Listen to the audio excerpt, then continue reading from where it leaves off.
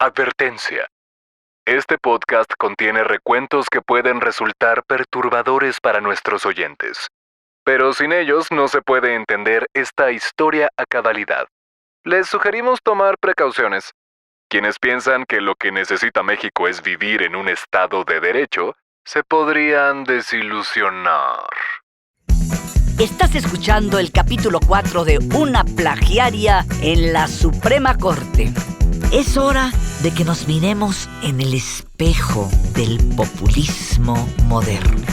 Este es el momento de tratar de entender lo que se denuncia desde fuera de Palacio Nacional como polarización y desde dentro se defiende como politización.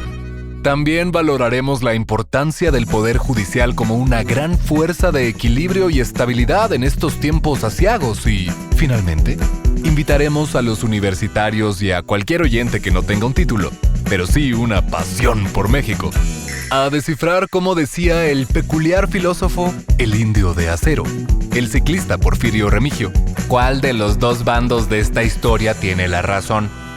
¿Quién fue el plagiado y quién el plagiador? ¿La ministra? ¿El licenciado?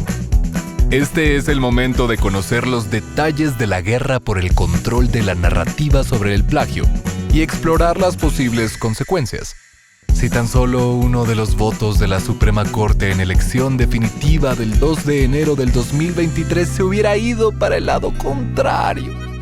Recuerda, queremos entender, no linchar. Mentirosa, la plagiaria es mentirosa. Plagio, plagio, plagio, plagio. No tengo nada de qué avergonzarme. Pero todo se derrumbó y la corte ya no presidió.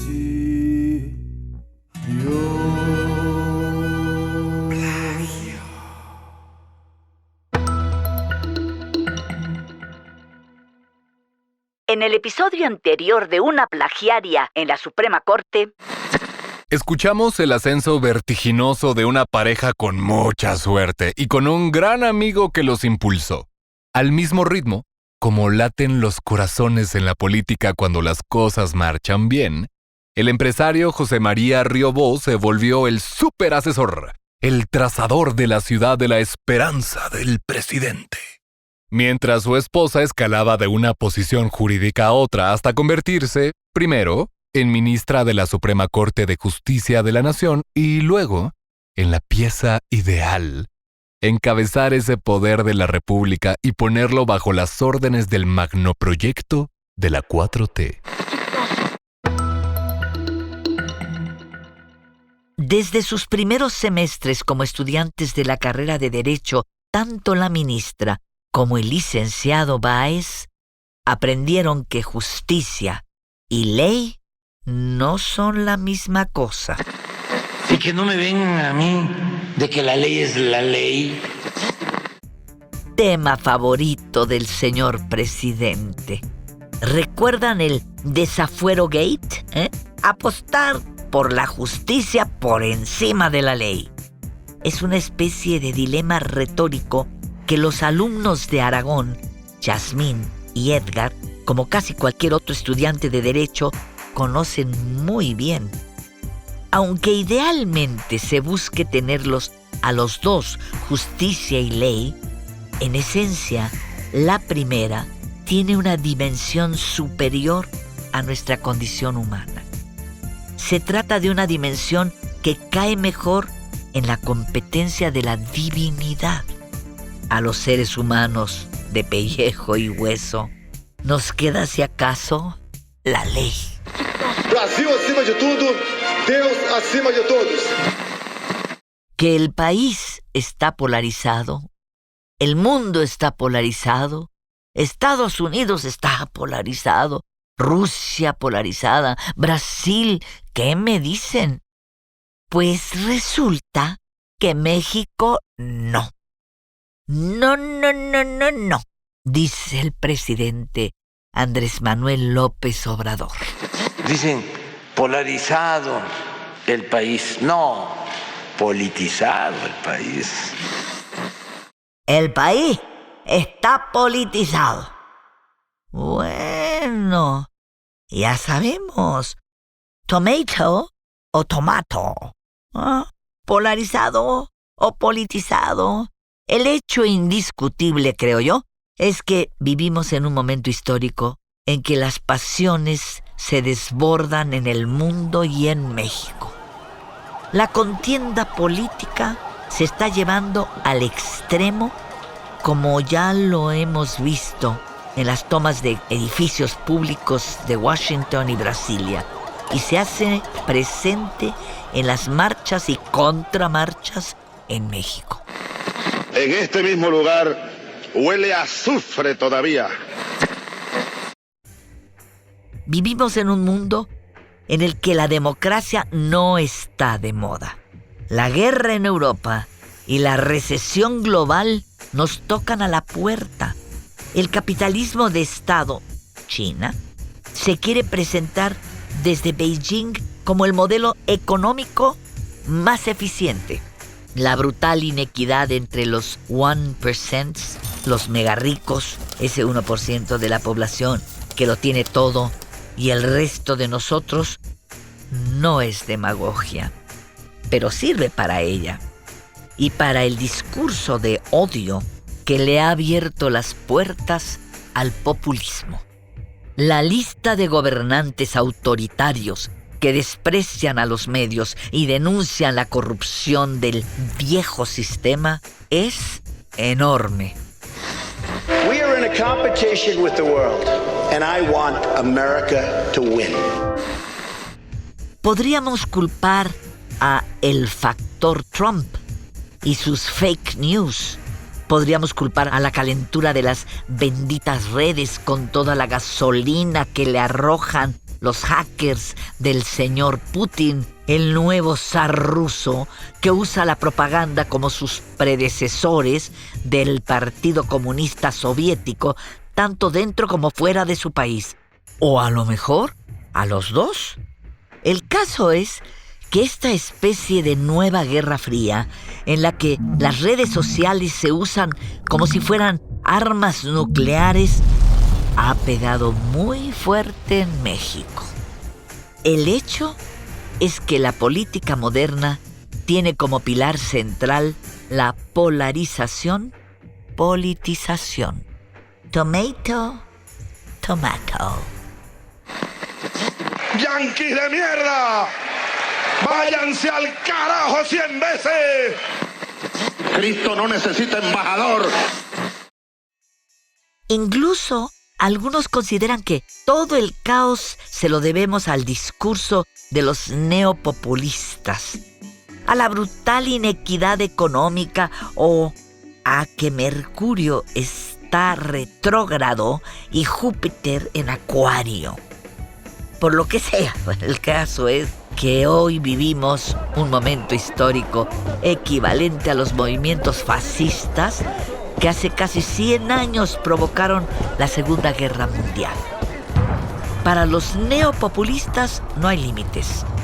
Sea en Estados Unidos, Inglaterra, Rusia, Nicaragua, Brasil, Polonia, Hungría, Venezuela o casi cualquiera de las decenas de países gobernados por este tipo de caudillos digitalizados, la moda es señalar a los medios como títeres del viejo régimen, a la oposición como un enemigo al que hay que aniquilar y al poder judicial como un fastidio de engolados.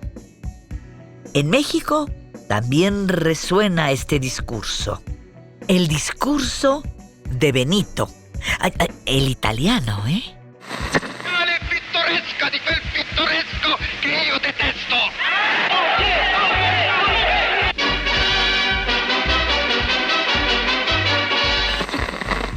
Sean de derecha o de izquierda, los nuevos personajes le deben al creador de la receta original, don Benito Mussolini, la idea de que las masas o el pueblo bueno son los únicos que pueden salvarnos.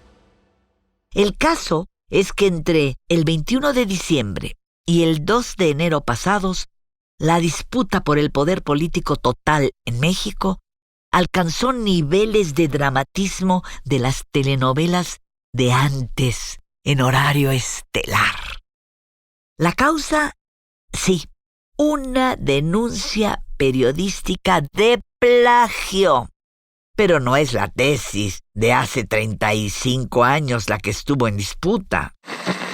Exhiben a ministra por plagio de tesis, la ministra Yasmín Esquivel Moza.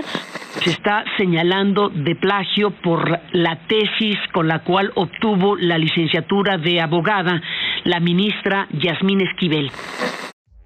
No seamos ingenuos. El tema central no es la anécdota, ni la tesis siquiera. Lo es la polarización o politización, la rabia, la frustración por la derrota de una maniobra que le hubiera permitido tener a uno de los grupos en un solo puño, el suyo, el control de los 3 poderes de la República, el ejecutivo, el legislativo y el judicial. Justo en estos tiempos en que los principales diques para frenar el abuso de líderes autoritarios que usan las redes sociales para denostar a quienes se les ponen enfrente, periodistas, opositores o quien sea, pero sobre todo las cortes. Eso es lo que estaba y está en juego. El poder judicial. La presidencia de la Suprema Corte. No más eso. Entre 2019 y 2022, entre las decisiones claves de la ministra a favor de los deseos del presidente estuvieron 1. El apoyo a la ley de la reforma eléctrica. 2. El fraseo deseado de la ratificación de mandato de López Obrador. Y 3. La declaratoria de constitucionalidad de la figura de los superdelegados. Antes de meternos a tratar de desenredar la madeja de la Suprema Corte, volvamos al futuro. Más allá de los hechos registrados en el 85, 87 y los dichos del 2023. Vámonos a los tiempos en que la ministra nacía. Visitemos a un clásico del México anterior a la 4T. La historia inicia así. Paco Malgesto fue un famoso cronista taurino y periodista deportivo en los inicios de la televisión mexicana. Muy buenas noches. ¿Quieren ser tan amables de pasar una hora con un servidor de ustedes, Paco Malgesto? Oiga usted, era su grito de guerra. Malgesto entrevistó al Indio de Acero, un gigante del ciclismo de los 60s. La pregunta era larga, farragosa, y en el peor momento, justo cuando el atleta acababa de cruzar la meta, estaba muerto de cansancio. Ojo, estamos hablando de cuando la censura en México era abierta y en los grandes medios era impensable transmitir una grosería. Aún así, ante la insistencia del periodista que quería saber qué pensaba de sus competidores, Porfirio Remigio, de por sí de pocas palabras, respondió: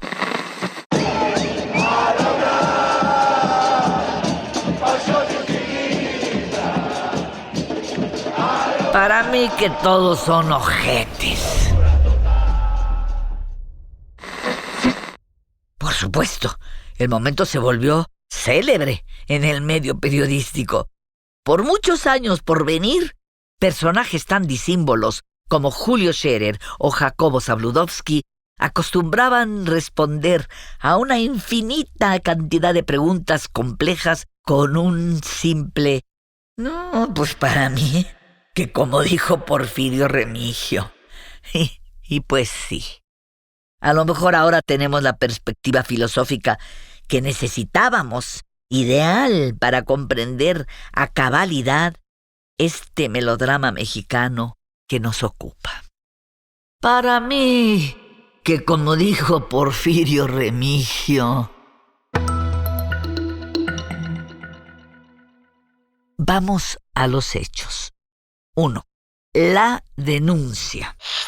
Yasmín Esquivel Moza, quien se había declarado lista para presidir la Suprema Corte, plagió su tesis de licenciatura. La tesis que defendió en la Escuela Nacional de Estudios Profesionales Aragón, de la UNAM, en 1987, es el plagio de una tesis de 1986, defendida por Edgar Ulises Báez Gutiérrez, en la Facultad de Derecho de la UNAM. ¡Uy, carambas! Aquí sí cabe el architrillado Houston, we have a problem.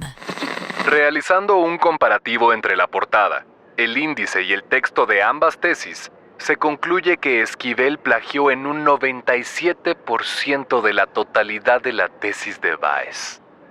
Pero además, la directora de su tesis, Marta Rodríguez Ortiz, fue directora de ambas tesis y conociendo bien el contenido de las dos, no se dio cuenta del plagio. 2. La ministra. Ese mismo día, miércoles 21 de diciembre por la tarde, llega vía Twitter el primer revire al texto publicado en Latinus. Totalmente falso el reportaje de Latinus. Ahora, ¿qué más van a inventar? El tuit de la ministra incluye, primero que nada, una carta fechada ese mismo día por su directora de tesis, Marta Rodríguez, quien afirma que el trabajo es original y así lo asegura, que no es un plagio, como errónea y falsamente señaló el tal por cual de Sheridan en su texto. Bueno.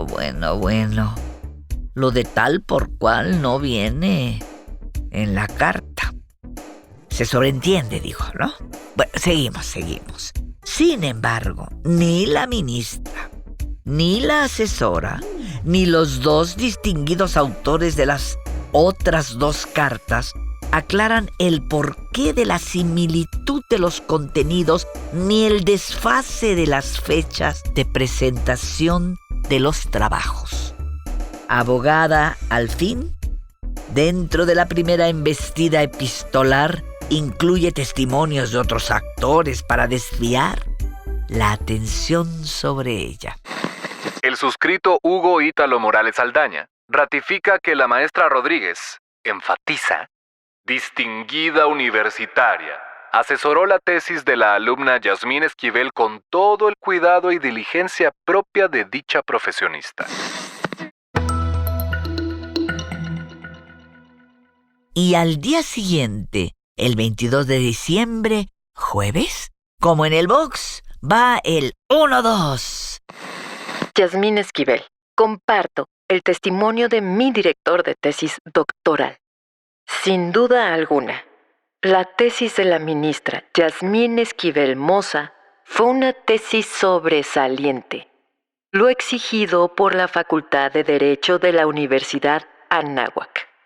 Doctor José Antonio Núñez Ochoa. Por cierto, pequeña duda.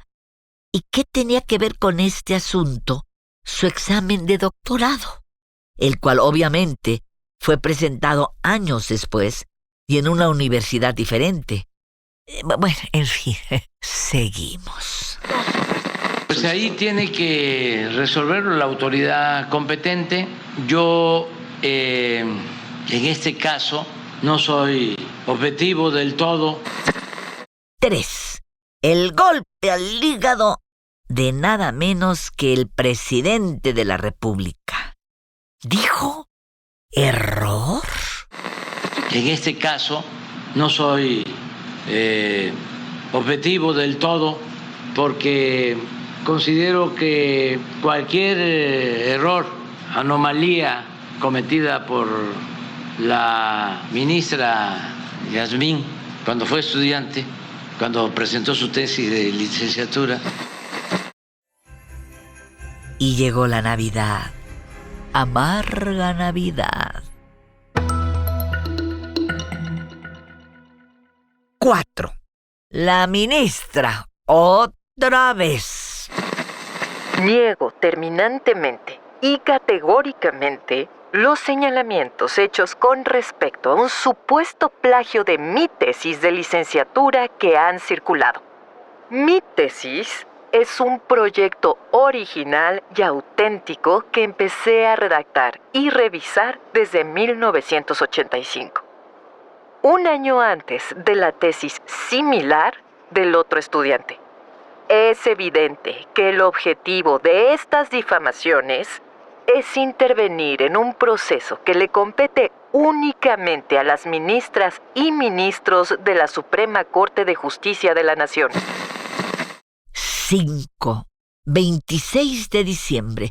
Todavía es tiempo para el recalentado. En la mañanera, el presidente va de nuevo. El golpe a esta candidata también tiene que ver con nosotros, porque sostienen que es la candidata de nosotros, cosa que no es cierto, porque nosotros no tenemos candidatos, porque a nosotros no nos corresponde elegir y porque nosotros somos respetuosos de la independencia del Poder Judicial. ¿A quién se refiere?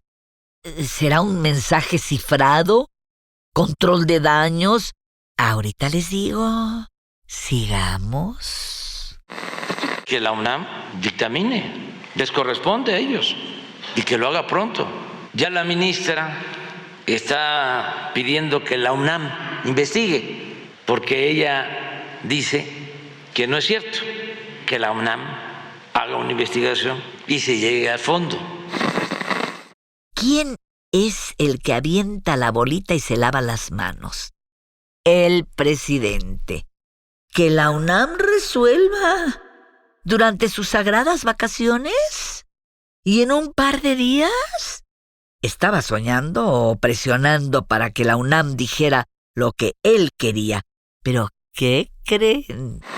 Sí hay coincidencias, eso todo el mundo coincide, de que es una copia, de eso no hay duda. Lo que hay que ver es quién copió a quién, quién plagió a quién. Y es muy bueno esto, muy sano. Hay que purificar la vida pública. Entonces, lo mejor es que la UNAM dictamine, les corresponde a ellos y que lo haga pronto. ¿Que la UNAM dictamine? ¿Y en vacaciones? En lo que a mí corresponde, en lo que me consta, es que ha actuado con rectitud. Yo la conozco a ella de hace 6 años para acá y ha tenido una actitud consecuente. Nunca he recibido una queja. Es muy sencillo que la UNAM resuelva, pero no se puede con una nota de Loret de Mola descontarla. ¿Y qué creen? La UNAM le hizo caso. En plenas vacaciones y a una velocidad inusual, pocas veces vista, como si fuera día de pago. Pero escuchemos. 6. La FES Aragón. A las personas que participaron como autores, jurados o asesora en las 2 tesis profesionales que involucran a una exalumna de la FES Aragón y a un exalumno de la Facultad de Derecho, se les invita a manifestar lo que a su interés corresponda. ¿Se imaginan la presión para el equipo de la UNAM?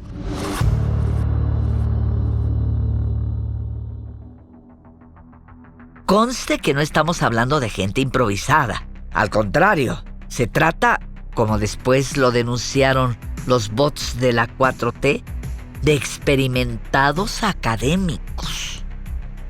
Sus ojos han visto crisis resueltas, pero sobre todo no resueltas. Muchos de ellos han resurgido de las cenizas, han sido camaleones. Ellos son, como los llaman sus detractores, la burocracia dorada.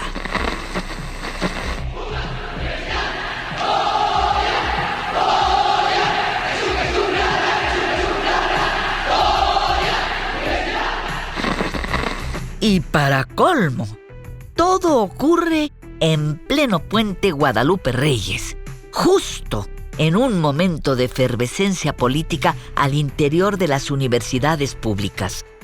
El rector de la Universidad de Guadalajara en pleito abierto con su gobernador y al borde del desenlace judicial de la demanda penal contra distinguidos personajes de la comunidad científica por parte del CONACYT. ¡Caray! Eran las últimas fiestas en paz, antes de la tormenta, la reanudación de la guerra contra el INE, el proceso de sucesión dentro de la propia UNAM y la otra, la cita a la grande, a la candidatura presidencial de Morena para el 24. Y la ministra, que no se queda quieta y volvió a salir asegurando que ella tenía un sinfín de pruebas a su favor. Como mujer íntegra, creo en la transparencia y en la honestidad. En este proceso en el que he sido objeto de una campaña de mentiras y difamaciones sin sustento. Yo respeto a las instituciones y su autonomía. Me he enfocado a presentar por las vías institucionales un sinfín de pruebas contundentes que demuestran que soy la autora original de la tesis. Con ello, se corrobora que soy víctima del plagio de la obra. Ojo, en ese mismo contexto salieron las declaraciones del licenciado Báez, quien, en unas pocas frases, se defiende e incluso niega haber comparecido ante notario alguno. Ya volveremos al asunto porque luego cambia su declaración. Nada más me podría repetir que aquí no ha venido nadie a verlo. Nadie. Ninguna instancia. Nadie. Ningún notario. Nadie. Nadie de la UNAM. Nadie. Ya casi llegamos. Por lo que sabemos, la tensión fue extrema. Las llamadas iban y venían, las presiones de Palacio, ya se las imaginan ustedes. En la universidad, el rector y su equipo se reunieron y trabajaron a toda velocidad en estudiar el tema, analizar las opciones y evaluar sus posibles respuestas. Y adivinen qué, la FES Aragón volvió a responder, y justo a tiempo. Después de realizar el análisis pormenorizado de las tesis, se determinó que existe un alto nivel de coincidencia. ¿Y luego qué sigue? Adiós a su título y sus casi 40 años de impecable experiencia como impartidora de justicia. Adiós a la SCJN. ¡Ay, qué drama! Aunque la FES Aragón matizaba. En ese momento no se cuentan con los elementos suficientes para hacer una evaluación integral del caso que permita establecer las responsabilidades. Una vez retomadas las actividades académico-administrativas en la facultad, se convocará a una próxima sesión para continuar los trabajos. ¿En serio? ¿Después de vacaciones? ¿Sin importar la fecha del voto en la Suprema Corte? A Rectoría no le quedó otra que entrarle antes de que se terminaran las vacaciones y desde la UNAM se sumó un comunicado al de Aragón. El último día del año, esa tarde, desde la torre de Rectoría se llamó a todos los periódicos para publicar un desplegado en la edición del día siguiente. Únicamente 2 circulan el 1 de enero. Ahí salió la respuesta. Apenas a tiempo para la sesión del 2 de enero. El comunicado, en sus puntos medulares, decía: 1. Sí hubo plagio. Y 2, ella fue la que plagió. Pero no quedó ahí. El jefe nato de la UNAM fue más allá. Les leo cómo cierra el desplegado. En mi calidad de rector, no acepto que derivado de disputas ajenas se vulnere el prestigio y la honorabilidad de la universidad.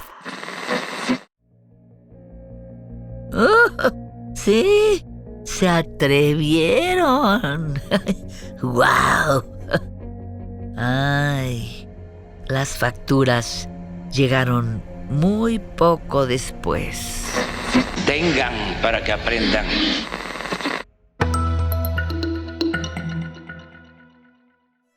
Todavía poco antes de la votación del 2 de enero, se publicó en medios un supuesto pronunciamiento de la Fiscalía Capitalina en el que se decía que la ministra era completamente inocente de cualquier plagio.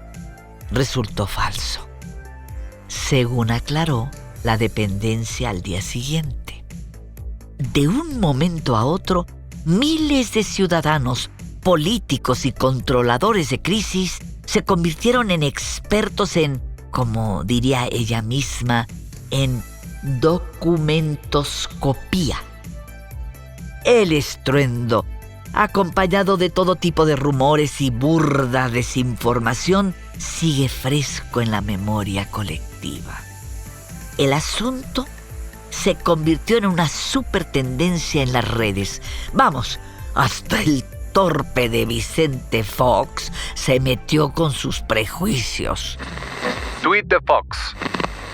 Hoy por hoy, qué bueno ser de la Ibero y no de la UNAM. Todos nos convertimos en expertos, opinadores del tema. ¿Recuerdan alguien el caso Colosio y el debate de los 2 o 3 abortos?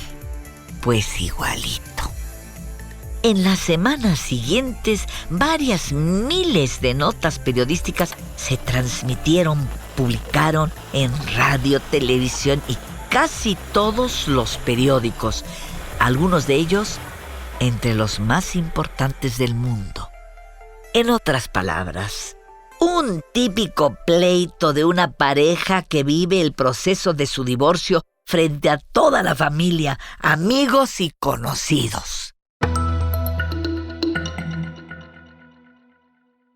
Muchos de sus antecesores priistas sí tuvieron, cuando menos hasta 1994, el control total, o al menos una enorme influencia sobre el proceso de designación de la presidencia de la Suprema Corte, que influye en la administración de todo el sistema de justicia del país.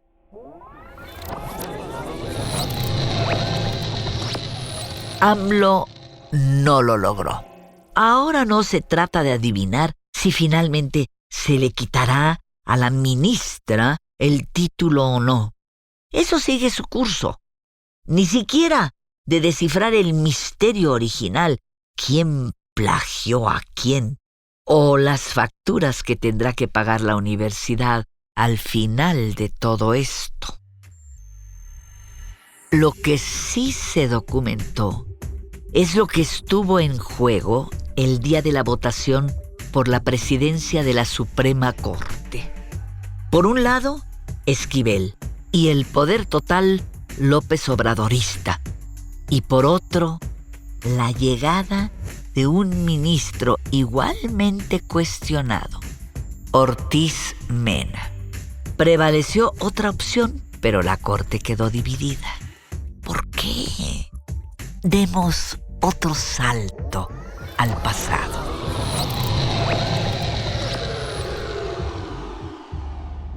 Una vez que Felipe Calderón llegó a Los Pinos, tuvo que lidiar con las consecuencias del haiga sido como haiga sido. En 2007 ordenó al sistema de administración tributaria el temible SAT, condonar 57,000 millones de pesos en impuestos a los grandes grupos de poder económico del país. Su hombre de confianza para operar esas multimillonarias dádivas fue, ¿quién creen?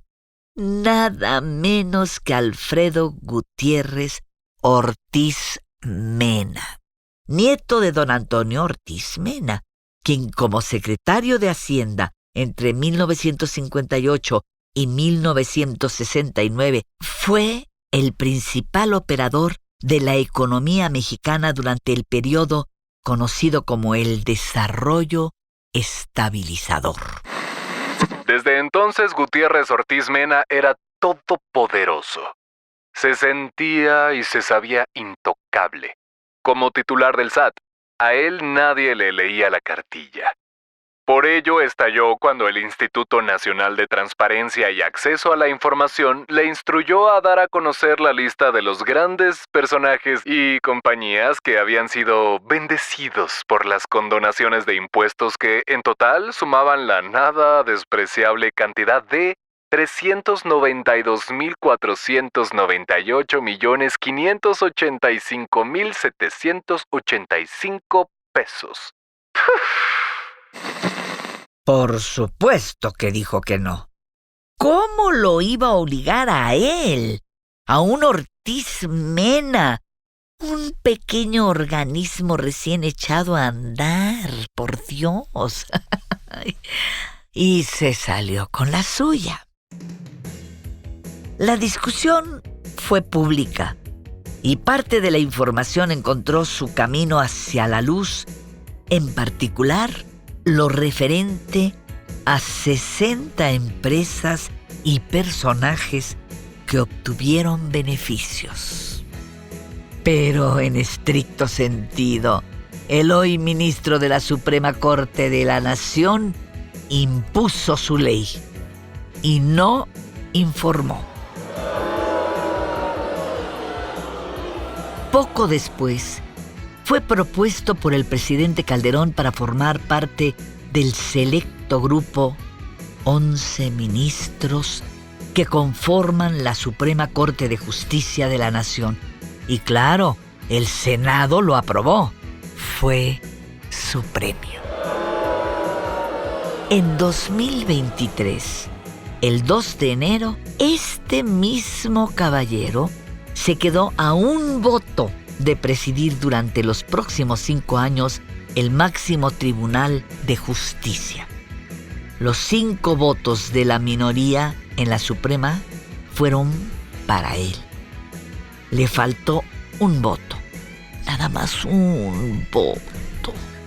El voto que sí tuvo Norma Piña Hernández, primera mujer en presidir la Corte.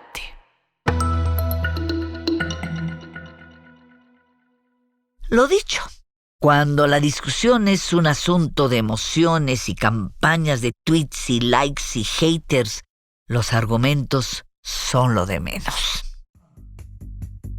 Más allá del primer desafío al pensamiento lógico, suponer que lo que ocurrió después fue la causa de lo que sucedió antes, nos quedan los galimatías del 2023.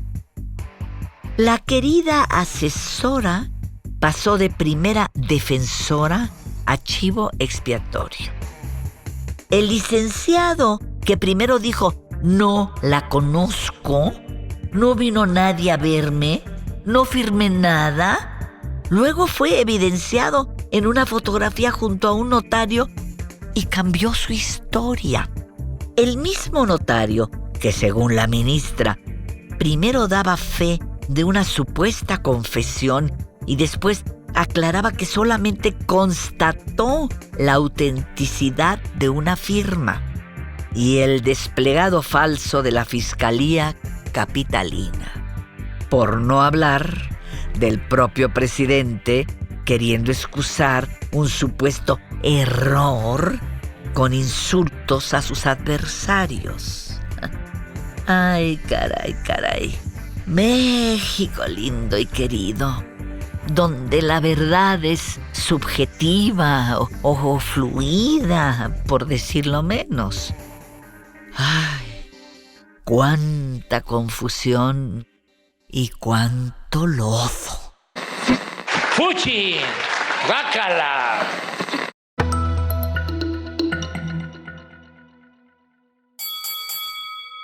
El presidente López Obrador perdió un round, pero nadie se espere que deje de pelear.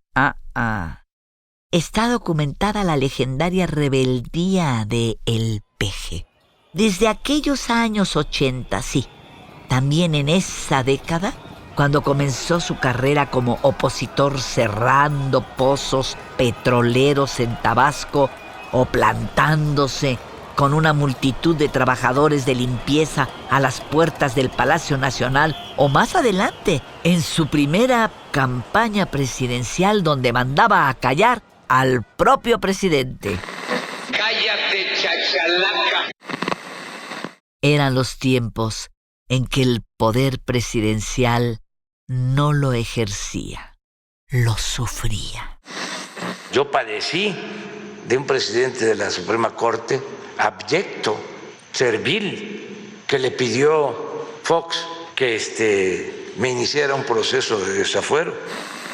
Hombre de talento político superior, Andrés Manuel López Obrador sabe leer los tiempos, virtud máxima, según el príncipe de Maquiavelo.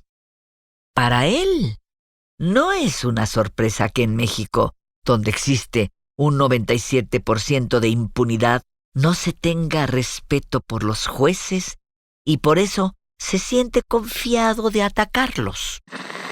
La mayor parte de los integrantes del Poder Judicial no son gentes caracterizadas por la honestidad. O sea, hablando en plata, no resisten cañonazos. Cañonazos de dinero. A eso se refiere, por supuesto. Nuestro presidente es una máquina de titulares. Todos esperamos una frase suya. Nos gusta acompañar nuestro café y el tamal de chipilín con uno de sus ataques a la clase política y el poder judicial. Para Andrés Manuel López Obrador, forma parte consustancial de esa clase política. ¡Al diablo con sus instituciones!